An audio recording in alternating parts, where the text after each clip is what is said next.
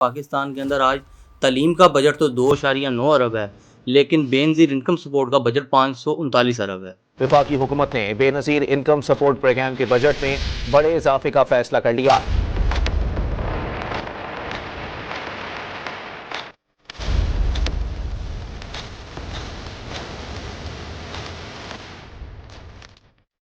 پیسے کی ہوس اتنا نیچے تک لے آئے گی تعلیم کو، تو ہمارا بچہ یہاں اگر ایک اچھی ڈگری لے بھی لیتا ہے، اس کے باوجود ہی خاص کر کے جو سرکاری سطح پر ہیں وہاں پر صحت سے متعلقہ کسی بھی چیز کا خاطر خواہ انتظام ہوتا ہے۔ انفارچونیٹلی ہمارا جو نظام تعلیم ہے وہ ایک نمبر گیم بن چکا ہے۔ السلام علیکم ناظرین، میں ہوں ڈاکٹر میاں منور اور آپ پروگرام دیکھ رہے ہیں آن لائن ہیلتھ کلینک۔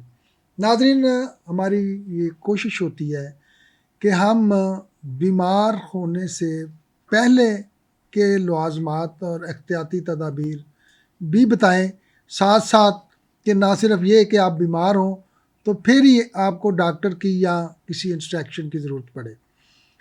تو اس حوالے سے ہم ہر پروگرام میں کسی ایک نئے موضوع کے ساتھ آپ کی خدمت میں حاضر ہوتے ہیں۔ آج بھی ہمارا جو بیسک موضوع ہے وہ یہی ہے کہ ہم بچوں کو تعلیمی نظام کے ساتھ ساتھ صحت کے حوالے سے کیا اویئرنیس دے سکتے ہیں۔ اس حوالے سے ہمارے پروگرام میں آج موجود ہیں بڑے ہی اچھے لیکچرار محمد آفاق صاحب۔ السلام علیکم آفاق صاحب۔ جی وعلیکم السلام ڈاکٹر صاحب، بہت شکریہ آپ کا مجھے مدعو کرنے کے لیے۔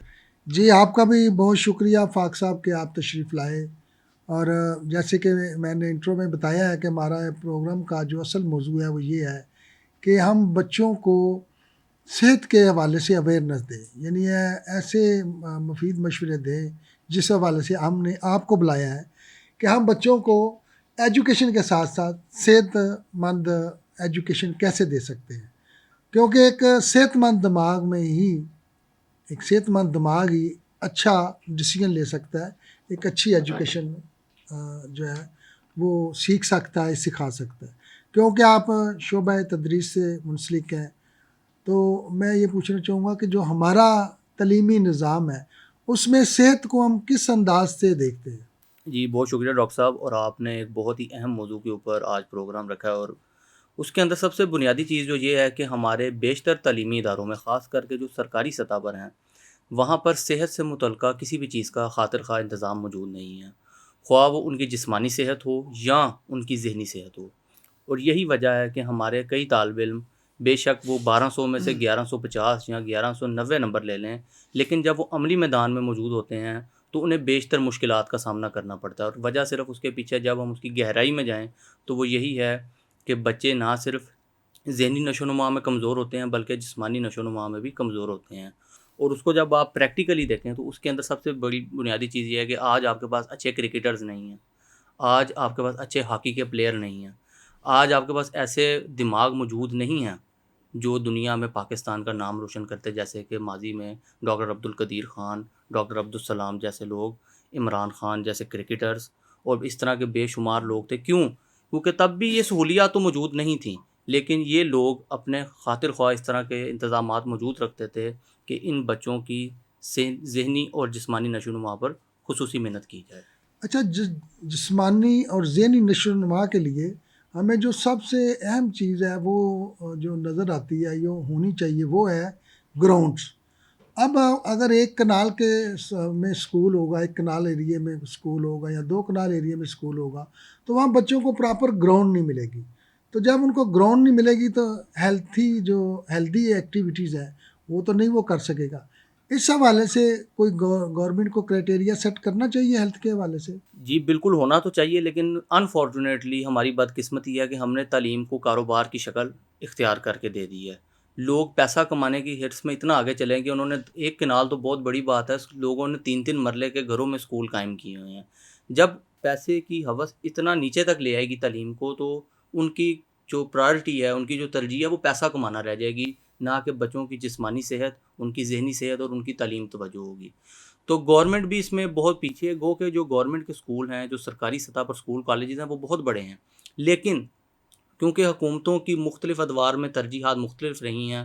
آپ اس کی مثال یہ لے لیں کہ پاکستان کے اندر آج تعلیم کا بجٹ تو 2.9 ارب ہے، لیکن بے نظیر انکم سپورٹ کا بجٹ 539 ارب ہے۔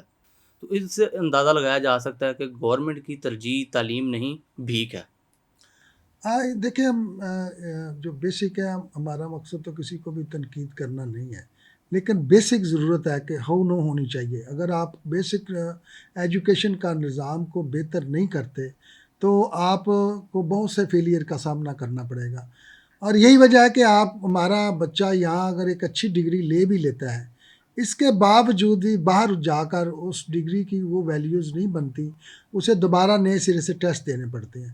تو اس لیے اس کے حوالے سے کون سا ایسا کرائٹیریا سیٹ کیا جائے کہ جس میں ہماری ڈگری جو ہے وہ بھی اسی طرح ایکسیپٹ ہو باہر، جس طرح کے ان کی ڈگریاں ہمارے ملک میں ایکسیپٹ ہوتی ہیں۔ جی بالکل ڈاکٹر صاحب، آپ صحیح کہہ رہے ہیں، اور آپ اس میں یہ دیکھیں کہ جو بھی جتنے بھی بین الاقوامی بڑے ادارے ہیں، ہارورڈ یونیورسٹی ہو گئی، کیمبرج یونیورسٹی ہو گئی، آکسفورڈ ہو گئی، یہ چاہتے ہی نہیں وہ بچہ جو پڑھائی میں بہت آگے ہو۔ یعنی کہ جب ہم ان کے کرائٹیریا کو چیک کرتے ہیں تو ان کا کرائٹیریا بالکل مختلف ہے۔ وہ یہ چاہتے ہیں کہ وہ بچے آگے آئیں جو ذہنی اور جسمانی طور پر تندرست ہیں، جن کی ترجیحات صرف تعلیم پر مرکوز نہیں بلکہ معاشرے کی ہر چیز پر مرکوز ہیں۔ وہ بہترین ایتھلیٹس ہونے چاہیے، وہ بہترین میوزیشنز ہونے چاہیے، وہ بہترین آرٹسٹ ہونے چاہیے۔ ان کے کرائٹیریا میں کہیں پر بھی نہیں لکھا ہوا کہ ہمیں بچے کے 1200 میں سے 1100 نمبر چاہیے۔ تو یہ چیز تو اس چیز کی عکاسی کرتی ہے، اس چیز کو پوائنٹ آؤٹ کرتی ہے کہ وہ بچے، وہ ہمارے ملک سے ادھر بچے جائیں جو ان ساری کیٹیگریز کو پورا کر رہے ہوں۔ لیکن انفارچونیٹلی ہمارا جو نظام تعلیم ہے وہ ایک نمبر گیم بن چکا ہے۔ لوگ اس میں نمبرز کی دوڑ میں اتنا آگے چلے گئے ہیں کہ انہوں نے ان ساری چیزوں کو پشے پس ڈال دیا۔ اچھا، اب ایک اور بہت اہم مسئلہ ہے ایجوکیشن میں کہ ایک سکول میں ایک برانڈ ہے، ان کی بکس اور طرح کی ہیں، دوسرا برانڈ ہے، ان کی بک اور طرح کی ہیں، جو گورنمنٹ کا برانڈ ہے ان کی بکس اور طرح کی ہیں۔ تو یہ بھی ایک تضاد نہیں ہے جس سے اسٹوڈنٹ بھی ڈسٹرب ہو جاتے ہیں، یا ایسے لگتا ہے کہ کوئی ایک ڈائریکشن نہیں ہے ایجوکیشن کی؟ جی بالکل ڈاکٹر صاحب، یہ اس طرح ہی ہیں، کیونکہ اس میں بھی بات پھر وہی آ جاتی ہے کہ سب نے پیسہ کمانے کی دوڑ میں تعلیم کو سب نے بہت پیچھے دھکیل دی ہے۔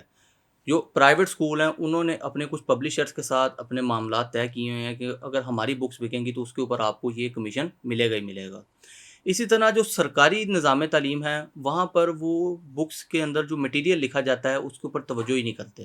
وہ آج بھی وہی چل رہا ہے جو کئی سالوں سے رائج ہے۔ گو کہ اگر گورنمنٹ چاہے تو اس کو بہت بہتر کر سکتی ہے۔ آپ دیکھیں ہمارے پڑوسی ملک بھارت کو، گو کہ اس میں بے شمار مسائل ہوں گے لیکن وہاں پر تعلیم کا نظام اتنا مضبوط ہے کہ وہاں پہ لوگ آج بھی سرکاری اسکولوں میں بچہ بھیجنے کو ترجیح دیتے ہیں بجائے کہ پرائیویٹ اسکولوں میں یا نجی اسکولوں میں۔ وجہ کیا ہے کہ انہوں نے اپنا سارا کام ریسرچ بیس رکھا ہوا ہے، اور وہ اتنا کامیاب ہے کہ وہاں پر لوگ بین الاقوامی تعلیمی نظام کے بجائے اپنے لوکل، اپنے مقامی تعلیمی نظام کو زیادہ ترجیح دیتے ہیں۔